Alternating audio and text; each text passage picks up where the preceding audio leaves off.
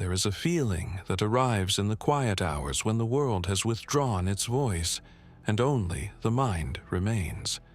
It is a small, insistent gravity that tugs at you toward one person, one thought, one wound.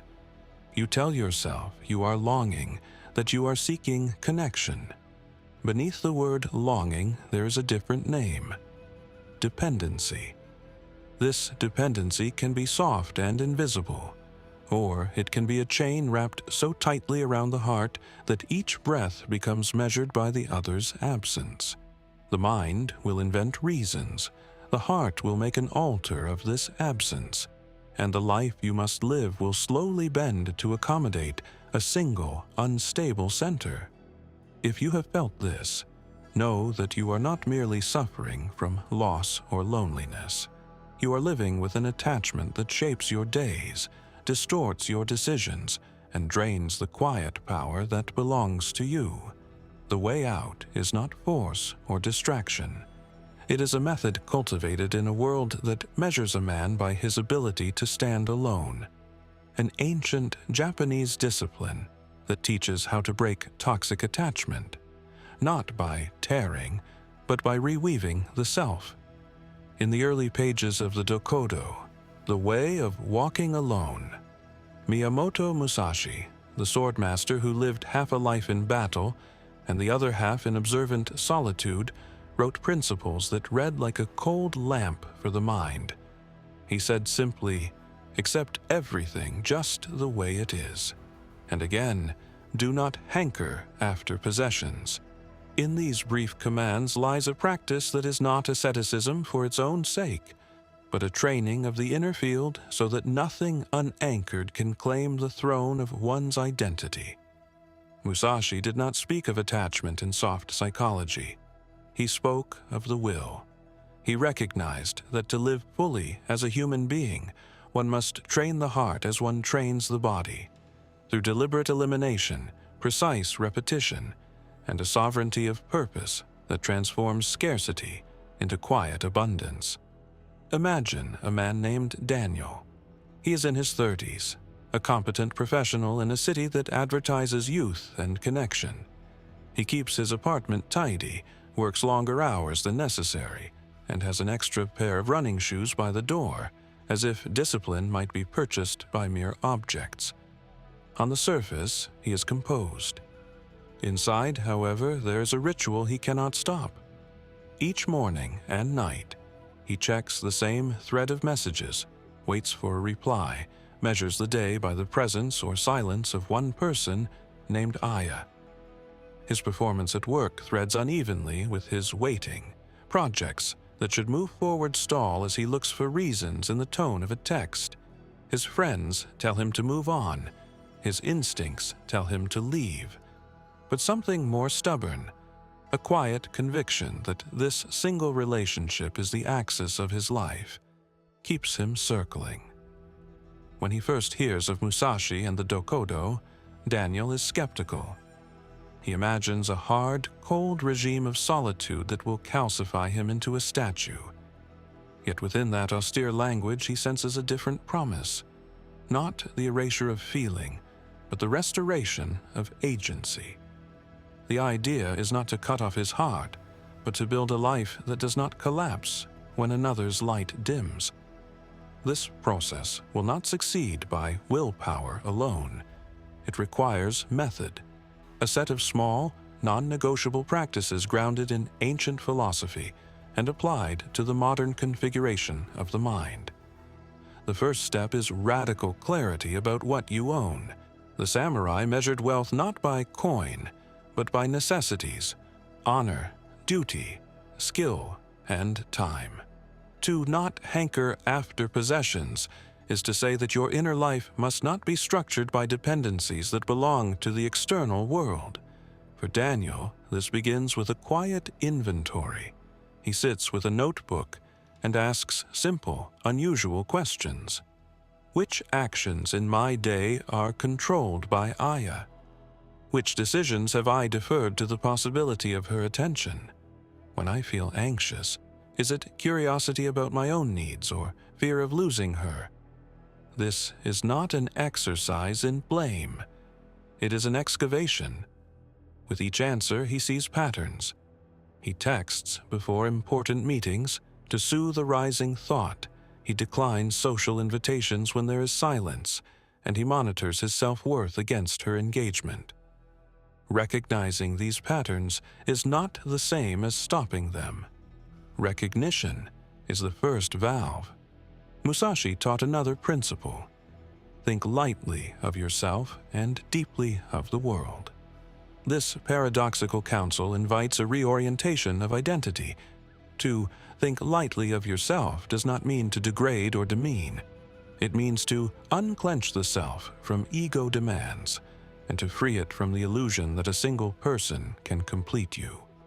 If the self is a fortress built around the opinions and presence of others, every absence becomes a siege. To loosen that grip is to understand the self as a skilled instrument, not a needy child. Daniel begins to practice this by reassigning roles in his head. Where once Aya occupied the central position, confidant, arbiter, reward, Daniel begins to reallocate those roles to systems, a morning ritual for clarity, a weekly calling list to nourish friendships, a physical regimen to recalibrate his nervous system. The aim is not to punish the heart, but to redistribute its labor so that no single source carries everything. Small, non-negotiable actions become the scaffolding of change. The samurai's day was composed of simple rites: wake, train, clean, study, reflect, sleep. These rites were not flexible suggestions, but concrete commitments that shaped the warrior's identity. For Daniel, the first non-negotiable is silence. Each morning, before looking at a screen or opening messages, he sits for 20 minutes of seated attention. He calls it listening to the mind. The practice is sterile in description but fertile in result.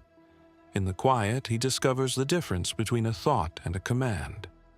A thought that reaches for Aya is noted and released rather than obeyed. Over weeks, the reflex to seek external validation loosens because the mind learns to experience its sensations without immediate reaction. This is not meditation as spiritual glamour. It is discipline as instrument training. Another non-negotiable is elimination by design. Musashi's life was one of simplification. He carried few possessions and fewer attachments. He understood that to maintain sharpness, the warrior must remove excess weight.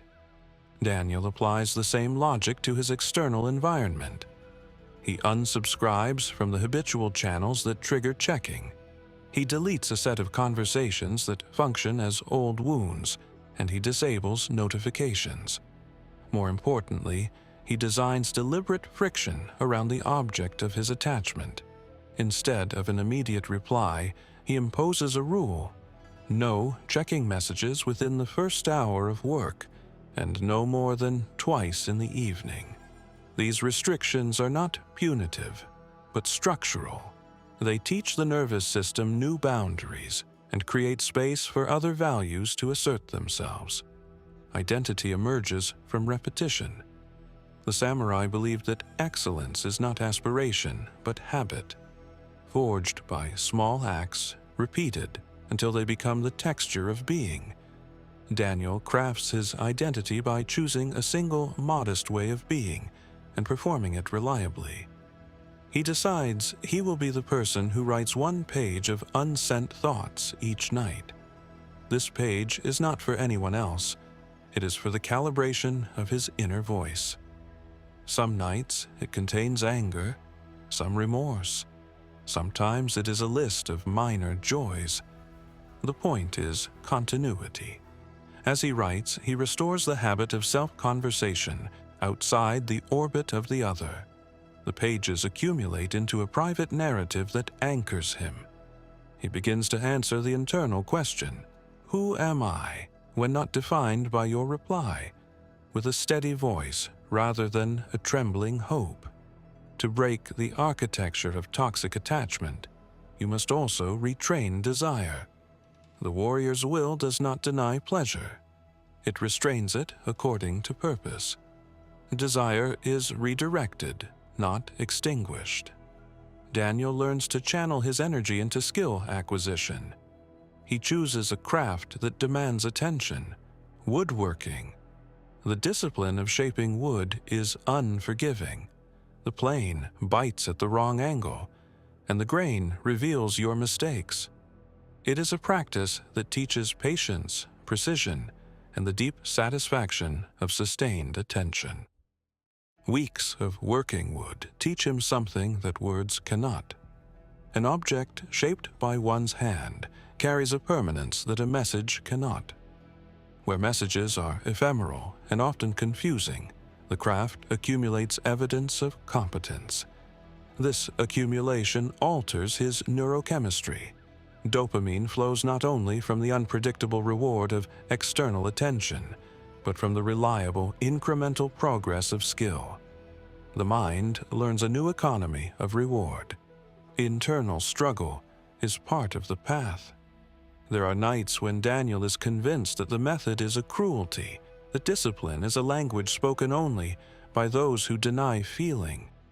He experiences relapse, a moment of alcohol-lubricated melancholy that leads to broken rules, a late-night message typed and not sent, a foolish call. Each relapse is a test. The samurai did not denounce failure as moral collapse. He saw it as an opportunity for correction. The practice is not purity, it is repair. When Daniel falters, he does not embark on self-flagellation. Instead, he attends to the behavior as if he were a craftsman facing a flawed joint. What slipped? Where was the hinge loose? By removing moral drama, he converts shame into technique. This mental reframing is itself a discipline, to treat emotional failure as a problem to be solved, not as a verdict on worth. Surrender is the quiet, often misunderstood twin of discipline. The samurai spoke of surrender not as defeat, but as acceptance of the situation without needless resistance. When the sword is out of harmony with the body, the warrior adjusts the body. When the tide turns, the ship adjusts her sail. Daniel learns to surrender to the reality that he cannot control Aya's actions, only his response. Surrender is not passive resignation. It is a reallocation of energy. He stops rehearsing different outcomes as if control were possible, and instead invests in what is within his range, how he moves through the day, whom he visits, the quality of his sleep. There is a subtle but profound liberation in this shift. Absence, once a siege, becomes a landscape where a man can still cultivate his garden. The method calls for deliberate solitude. The Japanese concept of sabaki, the management of space and self, advises that clarity arises when the mind is not crowded. Solitude is not loneliness, it is a workspace. Daniel arranges his home into zones, a place to work, a place to breathe, a place to practice craft. He imposes an hour each evening that is strictly solitary. No calls, no superficial connection, only presence. In that hour, he studies passages from ancient texts, Dogen, Musashi, and the aphorisms of Basho, not as exotic curiosities, but as disciplines of thought. These readings act as a mirror that returns his scattered impulses to a centered frame. The language of the ancients is terse and uncompromising. It trains his mind to prefer depth to drama. Another axis of transformation is the practice of small eliminations carried over time into larger structural changes. Musashi wrote, "Perceive that which cannot be seen with the eye." For Daniel, this means noticing the invisible tendons of attachment, the rituals, the silent promises, the future fantasies. He writes down the concessions he makes for the hope of reunion, canceled plans, deferred projects, softened boundaries, and begins to test their removal in small increments. A single week of kept plans, of upheld boundaries becomes proof that he can hold a life independently. These small victories accumulate until the larger architecture of his days no longer requires an external fulcrum. He learns what is essential and what is optional.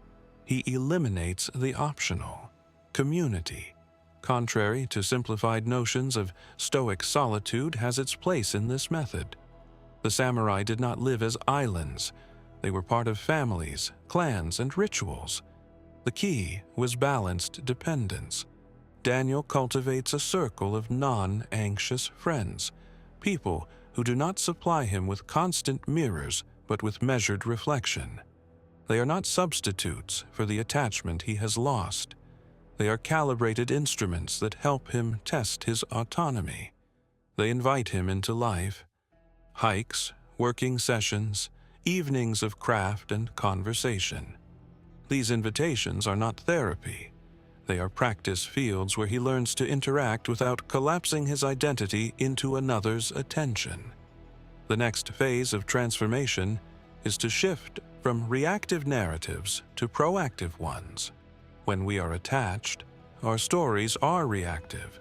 We are victims of someone else's moods, characters in a drama controlled by an external author. The ancient warriors wrote their own script. Daniel begins to author his life. He sets projects whose timeline stretches beyond immediate gratification. A woodworking bench that will take months. A letter written every month to himself. A training cycle for running a long-distance event. These long horizons dilute the urgency of every single message and anchor his sense of time in something he can influence. The future becomes not a space where the missing person reappears because of our devotion, but a landscape we shape through disciplined acts. Identity, finally, must be reconstituted around values rather than objects or people. Musashi's "do not hold on to possessions you no longer need" is advice on decluttering the inner life as well as the outer one. Daniel lists the qualities he wants to inhabit: clarity, craftsmanship, composure, generosity.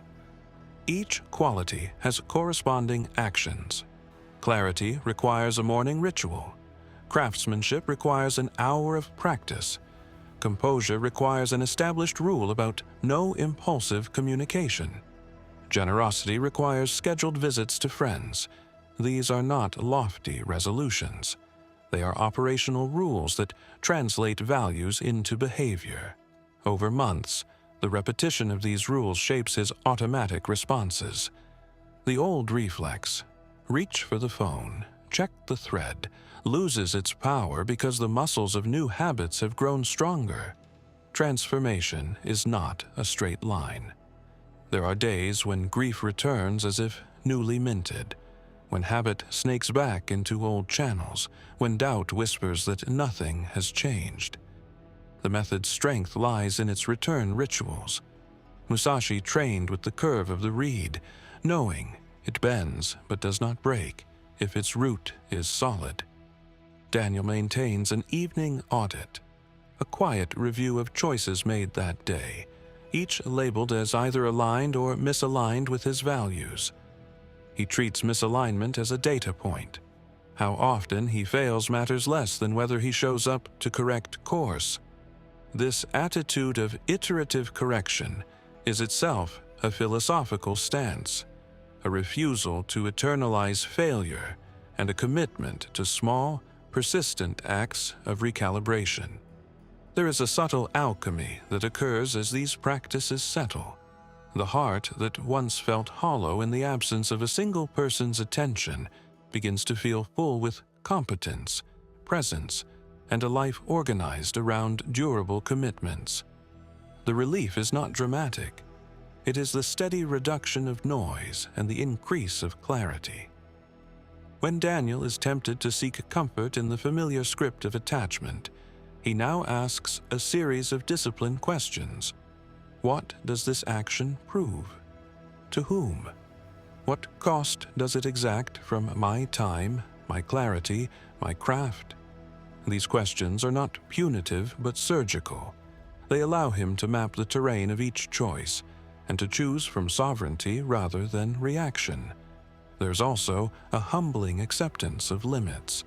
The samurai understood that one fights a battle when it must be fought and accepts fate with composure when it does not. Daniel recognizes that his methods will not guarantee reconciliation or guarantee that pain will vanish.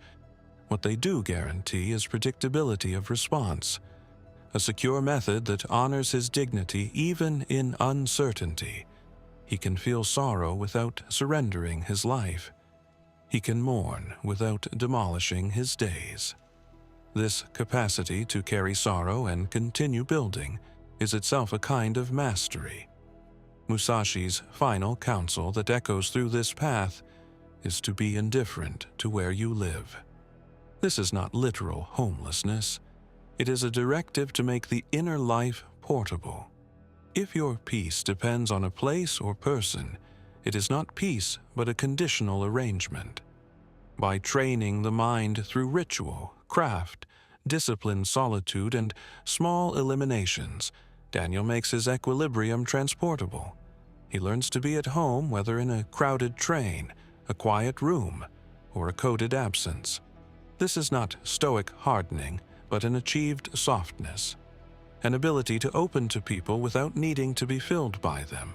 The most important transformation is not the cessation of attachment, but the rerouting of desire, from being possessed by someone to possessing an active life.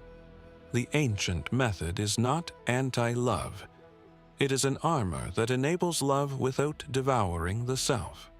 When love arrives under these conditions, it can be reciprocal, lucid, and free of theatrical dependence. Daniel opens himself to relationships again, but now he brings to them a practiced interior. He no longer confuses intensity with necessity. His presence becomes a contribution rather than a plea. At the heart of this practice is a single, small instruction, repeated by samurai and sages. Simplify your life until what remains is essential, then give your attention to that which builds you. This simplification is not loss, but clarity. It is the method by which the mind stops scattering its power and begins to forge it into something that can hold the uncertainties of human life without shattering. If you are listening and find yourself in Daniel's place, begin with something small and non-negotiable. Choose silence for 20 minutes each morning. Eliminate one trigger. Start a craft that demands patient repetition. Write one page each night to hear the voice of your own judgment. These are not cures that erase pain. They are instruments that teach the body and mind how to respond. They are the training of a warrior who knows that the greatest battles are often fought within the narrow corridors of desire and fear. The work is slow because you are not repairing an object. You are reorganizing an interior world whose roots run deep. There will be setbacks. There will be nights when the past looks larger and more real than your practice. Return to the basics. Reduce complexity. Reapply the non-negotiables. The measure of progress is not dramatic victory, but the steady realignment of behavior with chosen values. In the end, breaking toxic attachment with an ancient Japanese method is less about severing ties and more about reclaiming a way of life. It is learning to live by principles that do not fluctuate with another's attention. It is training the will through small, repeated actions until the will itself becomes the home you did not know you needed.